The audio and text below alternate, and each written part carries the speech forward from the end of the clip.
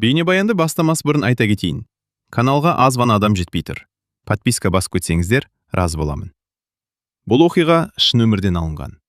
Жүрегіңізді тебірентетін, ойландыратын шынайы әңгімелерді осы видеодан тамашалаңыз. Айгүл 53 жасқа келгенде де ауыл адамдары оны әлі күнге дейін кәрі қыз деп атайтын. Бұл сөзді ешкім бетіне тура айтпаса да, әр тойда, әр жиында, әрбір өсек арасында сол сөз міндетті түрде айтылатын. Айгүл оған баяғыда үйреніп кеткендей көрінетін, бірақ іштей ол сөз жүрегіне жыл сайын ауырлай түсетін. Айгүл шағын ауылдың шет жағында орналасқан ескі үйде жалғыз тұратын. Үйі қарапайым еді, ақталған қабырғалар, ағаш терезелер, аулада алма ағашы. Таңертең ерте тұрып, ауласын сыпырып, гүлдеріне су құйып жүретін. Ауыл адамдары оны жаман көрмейтін.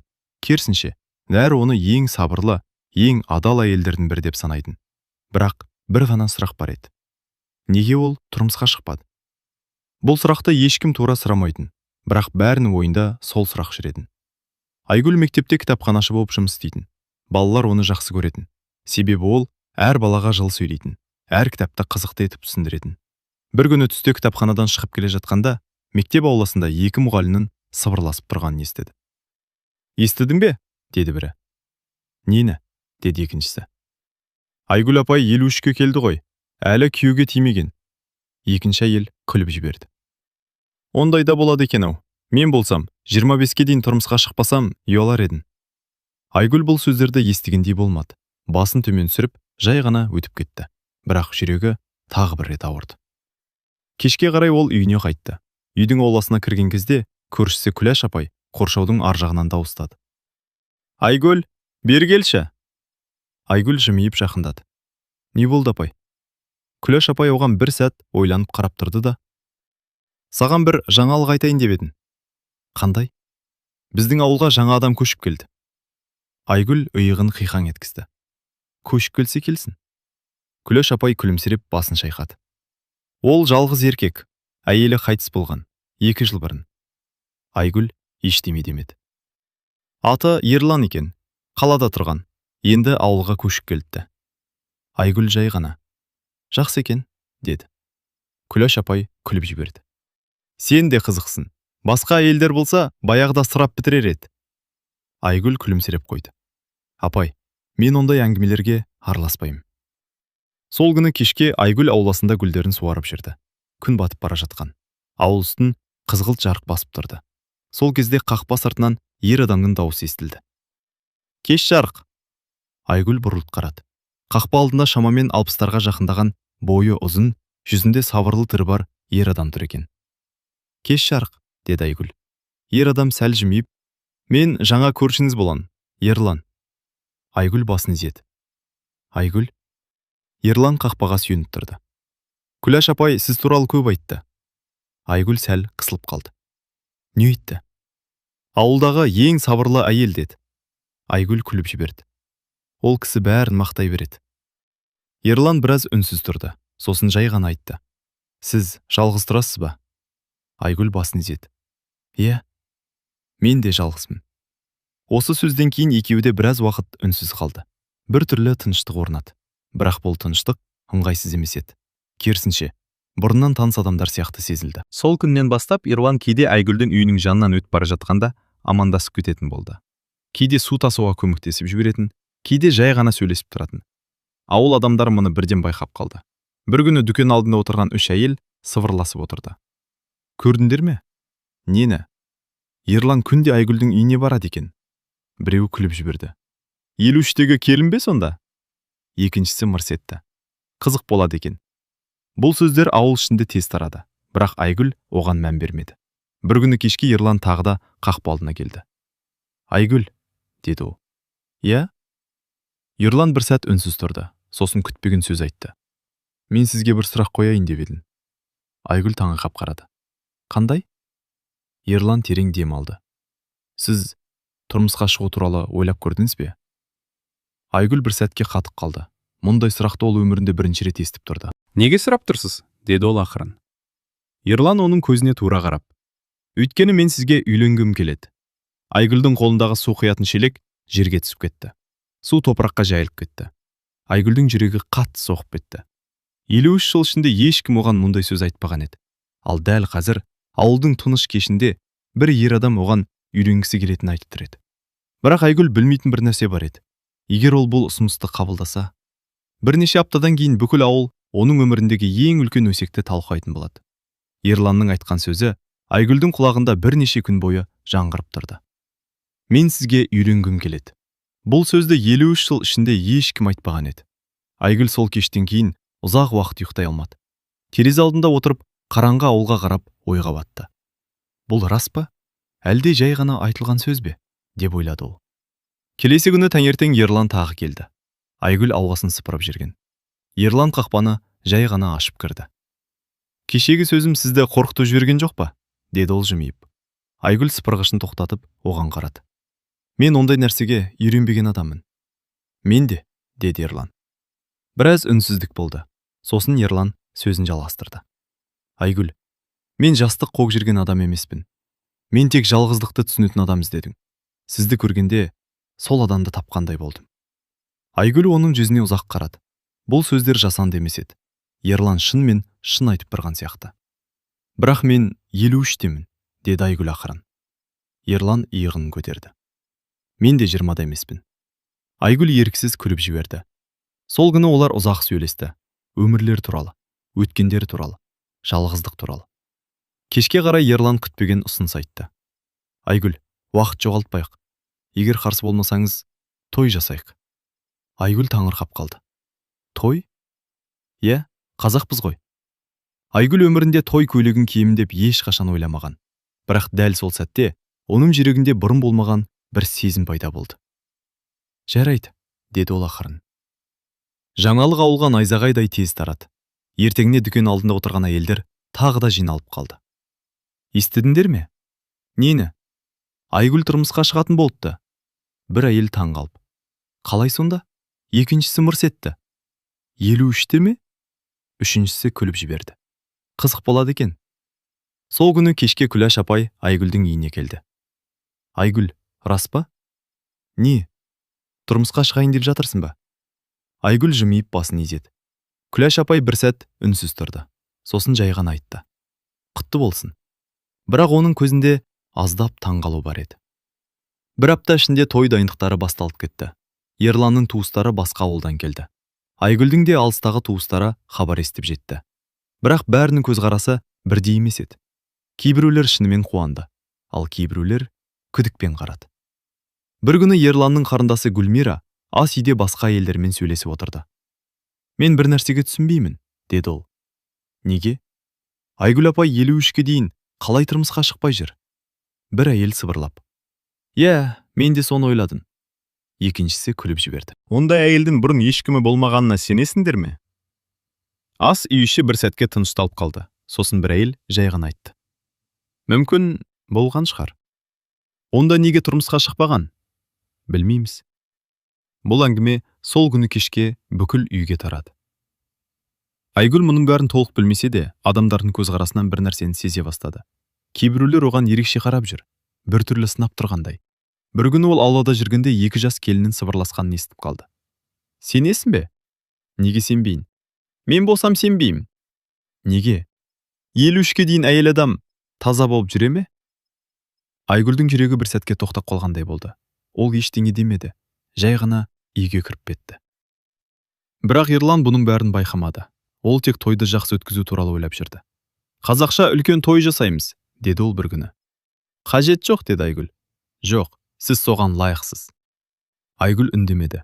Ішінде біртүрлі қорқыныш пайда болды. Бірақ не екенін өзі де түсінбеді. Ақыры той күні келді. Ауылдың үлкен тойханасы адамдарға толды. Домбыра үні естіліп тұр. Асаба микрофонмен әзіл айтып жатыр. Айгүл өмірінде бірінші рет келін көйлегін киіп отырды. Айнаға қарап, өзіне өзі сенбей қалды. 53 жастағы әйел келін болып отыр. Бірақ дәл сол сәтте сырт жақта бір әйел сыбырлап тұрды. Бүгін қызық болады. Неге? Мен бір нәрсе айтқым келіп тұр.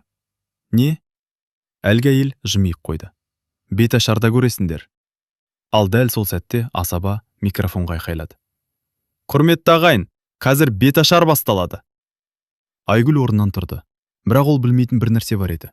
Бірнеше минуттан кейін бір ғана сөз бүкіл тойды үнсіз қалдырады. Тойхана іші адамдарға толып кеткен еді. Домбыраның үні естіліп, асаба әзіл айтып, жұрттың бәрі көтеріңкі көңіл күйде отырды. Бірақ дәл осы кештің басты сәті әлі басталмаған болатын. Асаба микрофонды көтеріп: "Құрметті ағайын, қазір қазақтың ең қасиетті салты беташар рәсімі басталады", деді. Жұрт ду қол шапалақтады. Айгүлдің жүрегі қатты соғып тұрды. Ол өмірінде мұндай сәтті ешқашан елестетпеген. 53 жасында келін болып, жүздеген адамның алдында беташар күтіп тұрған ойлау да бір түрлі еді. Оның басына ақ орамал жабылды. Жанында 2 жас келін тұрды. Домбырашы жігіт домбырасын қағып жіберіп, беташар жырын бастады. "Ағайын туыс жиналған, берекелі бұл тойға. 53-те келін боп, Айгүл келді бұл үйге." Жұрттың арасынан біреулер күліп жіберді. Бірақ көбісі тыныш тыңдап тұрды. Домбырашы әрбір туысты атап, Айгүл сәлем салып тұрды. "Мына отырған атаңа сәлем сал." Айгүл иіліп сәлем салды. "Мына отырған енеңе сәлем сал." Тағы да иілді. Бәрі әдемі өтіп жатқан сияқты еді. Бірақ дәл сол кезде арт жақта отырған бір егде әже кенеттен дауыстап жіберді: "Әй, бір сұрақ бар." Тойхана бір сәтке тынышталып қалды. Асаба абдырап қалды. "Қандай сұрақ, апа?" Әже еш қысылмастан айтты: "Осы келіннің қыздығы бар ма өзі?" Тойхана іші бір сәтте тас үнсіздікке батып кетті. Домбырашының қолы тоқтап қалды. Асабаның аузы ашылып қалды. Бірнеше адам күліп жіберді. Бірақ көпшілігі не істерін білмей, бір-біріне қарап қалды. Айгүлдің денесі мұздап кеткендей болды. Басының үстіндегі орамалдың астында оның беті қызарып кетті. Өмірінде ешкім оған мұндай сөз айтпаған, әсіресе жүздеген адамның алдында. Асаба жағдайды түзетуге тырысты: "Апа, ондай сұрақты кейін қоясыз ғой." Бірақ әже тоқтамады. Мен жай сұрап тұрмын. 53-ке дейін қыз болып жүре ме адам?" Тойхана ішінде тағы да күбір-сыбыр басталды. Рас қой. Қалай мүмкін?" Біреу мырс етіп күлді. Айгүлдің жүрегі қатты ауырып кетті. Ол жерге қарап тұрды. Сол кезде кенет Ерлан орнынан тұрып кетті. Оның жүзінде ашу пайда болды. "Апа!" деді ол қатты дауыспен. Бүкіл жұрт оған қарады. "Бұл той, мұндай сөз айтатын жер емес." Әже иығын көтерді. "Мен жаман нәрсе айтқан жоқпын. Ақиқатты сұрадым." Тойхана тағы да тыныш қалды. Асаба микрофонды алып: "Жарайды ағайын, беташарды жалғастырайық", деді. Домбырашы тағы домбырасын қағып, жырын жалғастырды. Бірақ тойдың көңіл күйі әлде қашан өзгеріп кеткен еді. Көп адамдар енді беташарды емес, әлгі сөзді ойлап отырды. Айгүл әр сәлем салған сайын, ол өзіне жүздеген көз қарап тұрған сезді. Сол көздердің ішінде күмән де бар еді, күлкі де бар еді, тіпті мазақ та бар еді. Ақыры беташар аяқталды. Жұрт қол шапалақтады. Бірақ бұл қол шапалақтаудың ішінде бұрынғыдай қуаныш жоқ еді. Сол түні той жалғаса берді. Бірақ дастархан басында отырған адамдардың әңгімесі бір ғана тақырыпқа ауысып кеткен еді. "Естідің бе?" "Нені?" "Әлгі әже не деді?" "Қыздығы бар ма деп сұрады ғой." "53-те ше? Қалай мүмкін?" Бұл сөздер тойхана ішінде жайлап тарай бастады. Айгүл бәрін естіп отырды, бірақ ештеме демеді. Ол тек басын төмен түсіріп отырды. Ерлан оның жанына келіп отырды. "Көңілін алма", деді ол жай ғана. Айгүл әлсіз жымиып қойды. "Мен үйренгенмін." Бірақ оның көзінде жас жылтырап тұрды. Түн ортасына қарай той аяқталды. Жұрт үйлеріне тарай бастады. Бірақ ауылдың әр бұрышында бір әңгіме айтылып жатты. "Беташарда не болды? Әже не деді? Қызық қой." Ал дәл сол түні бір ауыз сөз бүкіл ауылға тарап үлгерді. Ал ертең таңертең Айгүл туралы одан да ауыр әңгімелер басталады. Той өткеннен кейінгі таң. Ауыл бұрынғыдай тыныш көрінгенмен, адамдардың ойында бір ғана әңгіме жүріп жатты. Кеше беташарда айтылған сөз. Айгүл таңертең ерте оянды. Үйдің іші әлі тыныш. Ерлан да ұйықтап жатыр. Ол ас үйге кіріп, самаурынға су құйды. Қолдары сәл дірілдеп тұрғанын өзі де байқап қалды. Кеше тойда болған жағдай көз алдынан кетпей қойды. "Осы келіннің қыздығы бар ма өзі?" Бұл сөз бүкіл тойхананың ішінде қалай жаңғырып кеткенін ол әлі ұмыта алмады. Сол кезде Ерлан ас үйге кірді. "Ұйықтамадың ба?" деді ол. "Ұйықтадым", деді Айгүл. Бірақ оның дауысы әлсіз шықты. Ерлан бәрін түсініп тұрғандай басын изеді. "Кешегі сөзді ойлама." Айгүл жымиғандай болды. Мен оған үйренген адаммын. Ерлан оның көзіне қарап, бірақ енді сен жалғыз емессің, деді. Бірақ ауыл сырт көзге тыныш болғанмен өсек тоқтамаған еді. Таңертең дүкен алдында тағы да әйелдер жиналды. Кеше тойда болдың ба? Болдым. Әлгі әже не деді? Қыздығы бар ма деп сұрады ғой. Бір әйел күліп жіберді. 53-те ше. Екіншісі басын шайқады. Ондай болмайды. Үшіншісі сыбырлап. Мүмкін бұрын біреумен жүрген шығар. Онда неге тұрмысқа шықпаған? Кім біледі? Бұл әңгіме түске дейін бүкіл ауылды аралап шықты. Сол күні түстен кейін Ерланның туыстары жиналды. Ас үйде 4 әйел отырды. Ерланның қарындасы Гүлмира сөз бастады. Мен бір нәрсені түсінбей отырмын. Нені? Деді біреу. Айгүл апай туралы. Не болды? Гүлмира даусын бәсеңдетіп айтты. Кеше әже бекер сырған жоқ. Басқа әйелдер бір-біріне қарады. Сен де күмәнданып отырсың ба? Иә. Біреу жай ғана айтты. 53-ке дейін әйел адам ешкіммен болмау мүмкін емес. Сол кезде есік ашылып, Ерлан кіріп келді. Әйелдер бірден үндемей қалды. Ерлан олардың жүздеріне қарап шықты. Не туралы сөйлесіп отырсыңдар? Ешкім жауап бермеді. Бірақ Ерлан бәрін түсінді. Айгүл туралы ма? Гүлмира басын төмен түсірді. Біз жай ғана не? Ерланның даусы қатайып кетті. Өсек айтып отырсыңдар ма? Бір әйел ақырын айтты. Біз тек шындықты білгіміз келеді. Ерлан ашыланып кетті. Қандай шындық? Гүлмира батылдан. Аға, сен де ойламайсың ба? 53-ке дейін қалай? Ерлан оның сөзін бөліп жіберді. Жетеді. Ас үй іші тып-тыныш болып қалды. Айгүл туралы жаман сөз естісем, ешқайсымен сөйлеспейін. Осын айтып, ол бөлмеден шығып кетті. Айгүл бұл әңгіменің көбін естіген жоқ, бірақ адамдардың көзқарасы өзгергенін сезді. Көшеде кездескен адамдар бұрынғыдай емес. Кейбіреулер күліп амандасады, кейбіреулер біртүрлі қарап қалады. Бір күні дүкенге кіргенде, арт жағында 2 әйелдің сыбырлағанын анық естіді. Міне, өзі келді. Иә. Шынымен таза болса, неге ешқашан тұрмысқа шықпаған? Айгүлдің жүрегі тағы ауырды. Ол ештеңе алмастан дүкеннен шығып кетті. Кешке қарай үйде тыныш отырғанда есік қағылды. Айгүл ашса, сыртта Ерланның үлкен жеңгесі тұр екен. Ол үйге кіріп, бірден сөз бастады. Айгүл, мен саған ашық айтайын. Айгүл үнсіз тыңдап тұрды. Жеңгесі тік қарап айтты. Ауылда көп сөз жүр. Айгүл басын изеді. Білем. Егер шындық басқа болса, қазір айтуың керек. Айгүл таңырқап қалды. Қандай шындық? Жеңгесі баяу айтты. Бұрын біреумен болған болсаң, біз білуіміз керек. Айгүлдің жүрегі шым ете түсті. Ол бірнеше секунд үнсіз тұрды. Сосын жай ғана айтты. Мен ешкімге ештеңе дәлелдеуге міндетті емеспін. Жеңгесі басын шайқады. Бірақ бұл сөз тоқтамайды. Айгүл терең дем алды. Онда бір күн мен бәрін айтып берем. Қашан? Айгүл көзін төмен түсірді. Әлі уақыт бар. Жеңгесі үнсіз шығып кетті. Сол түні Айгүл ұзақ уақыт ұйықтай алмады. Ол өткен өмірін еске алды. Жастық шағын, бір кездері болған оқиғаны, ешкім білмейтін құпияны. Егер адамдар оны білсе, мүмкін бәрі өзгерер еді. Бірақ Айгүл бір нәрсені сезді. Бұл әңгіме әлі аяқталған жоқ. Өйткені ертең бір адам оның өткен өмірі туралы күтпеген сұрақ қояды. Ал сол сұрақтан кейін Айгүл бүкіл ауыл алдында шындықты айтуға мәжбүр болады. Той өткеніне 3 күн ғана болды. Бірақ Айгүлге бұл 3 күн бірнеше айдай болып көрінді. Ауылдағы сөз әлі тоқтаған жоқ. Көшеде жүргенде адамдар бұрынғыдай еркін амандаспайды. Кейбіреулер тек басын изеп өте шығады. Кейбіреулер оның артынан қарап қалады. Айгүл мұның бәрін сезіп жүрді, бірақ үндемеді. Ол ешқашан ешкімге өмірін түсіндіруге тырыспаған. Бірақ бұл жолы жағдай басқаша еді.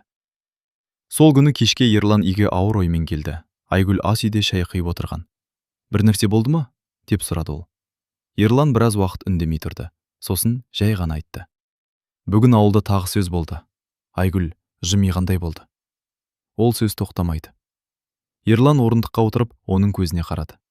Айгүл, мен саған сенем. Айгүл үндемеді. Бірақ адамдар, деді Ерлан. Адамдарға бәрібір сендірмейсің, деді Айгүл. Бөлме іші тыныш болып қалды. Біраздан кейін Ерлан ақырын сұрады. Сен маған бір нәрсе айтқың келмей ме? Айгүл оның не сұрағысы келгенін түсінді. Бұл сұрақ бірнеше күннен бері ауада іліп тұрғандай еді. Ол терең дем алды.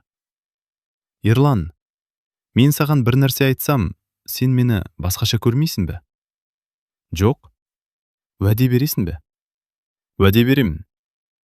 Айгүл орындықтан баяудырды. Терезе жаққа барып, сырттағы қараңғы ауылға қарап тұрып қалды. Сосын баяу сөйлей бастады. Мен 22 жаста едім. Ерлан үнсіз тыңдап отырды. Ол кезде менің өмірім мүлде басқаша болатын. Айгүлдің даусы сәл дірілдеп кетті. Мен бір жігітті жақсы көрдім. Ерлан басын көтерді. Айгүл жалғастырды. Оның аты Нұрлан еді. Айгүлдің көзі алыстағы өткенге қарап кеткендей болды. Біз бір мектепте жұмыс істедік. Ол дене шынықтыру мұғалімі болатын. Сосын, деді Ерлан жай ғана. Айгүл ауыр күрсінді. Біз үйленеміз деп жоспарлағанбыз. Бөлмеше тыныш қалды. Бірақ тойға бір ай қалғанда ол жол апатынан қайтыс болды. Ерлан үнсіз қалды. Айгүл сөзін жалғастырды. Сол күннен кейін менің өмірім өзгеріп кетті. Ол көзін төмен түсірді. Мен ешкімге жақындағым келмеді. Неге? Айгүл баяу айтты. Өйткені мен оны ұмыта алмадым. Ерлан ұзақ уақыт үнсіз отырды. Айгүл тағы айтты. Кейін анам ауырып қалды. Бауырларым кішкентай еді. Мен бәріне қарап қалдым. Сондықтан тұрмысқа шықпадың ба? Айгүл басын изеді. Уақыт өте берді. Бір күні қарасам, жасым 40-қа келіп қалыпты. Ол әлсіз жымиып қойды. Сосын адамдар маған үйреніп кетті. Кәрі қыз деп атай бастады. Ерлан орнынан тұрып оған жақындады. Айгүл сөзін аяқтады. Мен ешқашан басқа еркекпен болған емеспін. Бұл сөз бөлме ішінде ауыр тыныштық қалдырды. Ерлан оның көзіне қарады. Сосын жай ғана айтты. Мен саған сенемін. Айгүлдің көзінен жас шықты. Бірақ дәл сол кеште күтпеген нәрсе болды. Үйге Ерланның бірнеше туысы келді. Олардың ішінде кеше келген жеңгесі де бар еді. Олар дастархан басына отырды. Бірақ бұл жай қонақтық емес екені бірден сезілді. Жеңгесі бірден сөз бастады. Біз бір нәрсені анықтап алуымыз керек. Ерлан қабағын түйді. Қандай нәрсе? Жеңгесі тік қарап айтты. Ауылдағы сөз туралы. Айгүл үнсіз отырды. Жеңгесі тағы айтты. Біз шындықты білгіміз келеді. Айгүл терең дем алды. Сосын баяу орнынан тұрды. Онда тыңдаңыздар. Бөлмеше бірден тынышталып қалды. Айгүл бәріне қарап шықты. Сосын алғаш рет өз өмірін толық айтып берді. Нұрлан туралы, жастық шағы туралы, жоғалған махаббаты туралы, жалғыз өткен жылдары туралы. Сөзін аяқтағанда бөлме ішінде ешкім сөйлей алмады. Бірнеше әйел көзін төмен түсіріп отырды. Бірақ дәл сол кезде бір әйел күтпеген сөз айтты. Біз сенгіміз келеді. Бірақ дәлел бар ма? Бөлме іші тағы да үнсіз қалды. Айгүл олардың көзіне қарады. Сол сәтте ол бір нәрсені түсінді. Бұл әңгіме әлі аяқталған жоқ. Өйткені ертең оның өткен өмірін жақсы білетін бір адам ауылға келеді. Айгүлдің әңгімесі айтылған кештен кейін үй іші ұзақ уақыт үнсіз қалды. Ешкім бірден сөз таба алмады. Айгүлдің өмірі туралы олар бұрын ештеңе білмеген еді. Тек сыртынан ғана кәрі қыз деп сөйлеп жүрген. Бірақ дәл сол сәтте бөлмеде отырғандардың ішінде бір әйел ғана әлі де күмәнмен қарап отырды. Ол Ерланның жеңгесі еді. Айгүл, деді ол баяу. Иә, сенің айтқандарыңды түсіндік. Бірақ ол сөзін жалғастырды. Бірақ ауылдағы сөз тоқтамайды. Ерлан қабағын түйіп. Қандай сөз? Жеңгесі ауыр күрсінді. Адамдар дәлел сұрайды. Айгүл біраз үнсіз тұрды. Сосын жай ғана айтты. Менің өміріме дәлел керек емес. Ешкім жауап бермеді. Келесі күні таңертең ауылда тағы да әңгіме басталды. Айгүл кеше бәрін айтыпты дейді. Не айтыпты? Жастық шағында сүйген жігіті болған екен. Сонда ше? Ол қайтыс болыпты. Бір әйел басын шайқады. Білмеймін, бәрібір сен оқиын.